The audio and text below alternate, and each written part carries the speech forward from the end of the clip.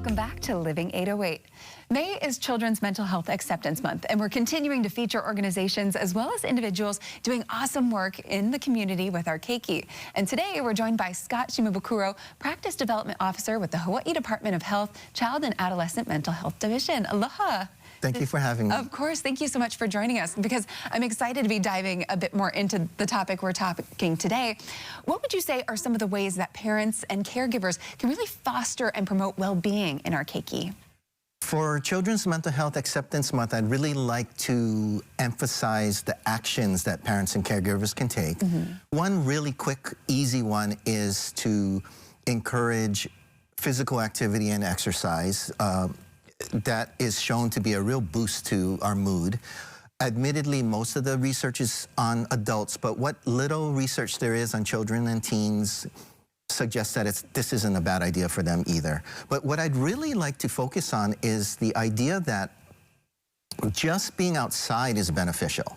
And what I'm meaning is that being among trees or a grassy field, or being in or around water, or playing in the snow, all of these things are large contributors to mental health and well-being. And it's called green spaces, blue spaces, and white spaces. And these researchers are really clever because they look at, is being in one of these spaces important? Are the benefits due to the friends you're with? And they take that out of the equation. Is it because of the length of time you're in the outdoors? And they remove that from the equation. Or is it physical activity? And they remove that from the equation just so they can figure out, is being outdoors beneficial? And they found that being outdoors promotes this restorative experience where you feel relaxed and calm and rejuvenated. And that experience, and this is done with children and teens, has great benefits, which correspond to academic performance, lower levels of risk-taking behavior, and overall well-being. So just being outdoors is a great thing to do. And what better place than Hawaii? Exactly. And how easy is that, you know, just to go outside, do a walk, something like that. It's interesting because the idea of exercise naturally kind of raises the question about the opposite of, you know, exercise, screen time, which of course so many parents, I think, struggle to get their kids away from the screens. So how does that tie in? Yeah, you might be surprised to find that I don't actually fall on one side or the other of this particular topic. And there's a reason for that. We all use screens in different ways and different kinds of screens. So for instance, the people who are watching this show right now are looking at a TV screen to get informed about the news. There are students out there who are attending classes via a screen. Some kids will play video games with the screen, and these video games nowadays, all their friends are in the same video game, and so this becomes a social activity. And still others are involved in social media, and that's where they start to become evaluating how's my life compared to their life, and that could have a different effect as well. The press has kind of been focused on this finding that screen time is associated with depressive symptoms, but the researchers are asking this huge question of, there's a good possibility that it isn't the screen that results in depressive symptoms. It might be people with depressive symptoms are turning to the screen.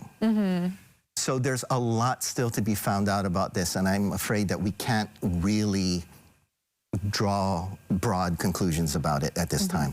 Okay, interesting. And I'm sure, you know, the actual content that you're watching on those screens or what you're interacting with would play a big role. Now, is there anything else, I guess, that you would suggest that parents or caregivers can do to promote well-being in their keiki?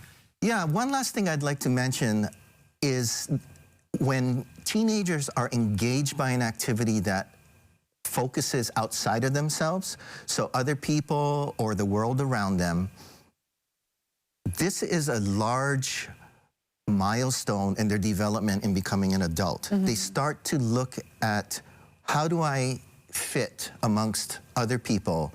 How do I fit amongst the world around me? And these kinds of activities bring about what is known as meaning making, meaning kids will find purpose and meaning out of these activities. And it doesn't have to be revolutionary. If you're watching your baby sister, you're walking your dog, you're recycling cans or cleaning up a park, even playing on a sports team where you're looking out for your teammates. These kinds of activities that focus outside of yourself have been shown to impact academic performance and your overall general state of well-being. So meaning making, purpose finding, really important for kids. Awesome, and good tips, and good reminder, you know, that those are some things that you should really be focusing on. So for those that want to find out more, maybe get more tips for promoting well-being, where can we go for more info? One place I'd like to recommend is we have a website called helpyourkeiki.com. Lots and lots of information out there, and it's made for parents and caregivers. So, and that's an easy one to remember. That's an easy one, yes. Perfect. So I encourage you to check that out. All right, wonderful. And we'll have a link to their website on our website at KH12.com. But thanks so much for joining us. Thank you. So important to be talking about this, and important to focus on our young generation, who's, of course, going to be our future.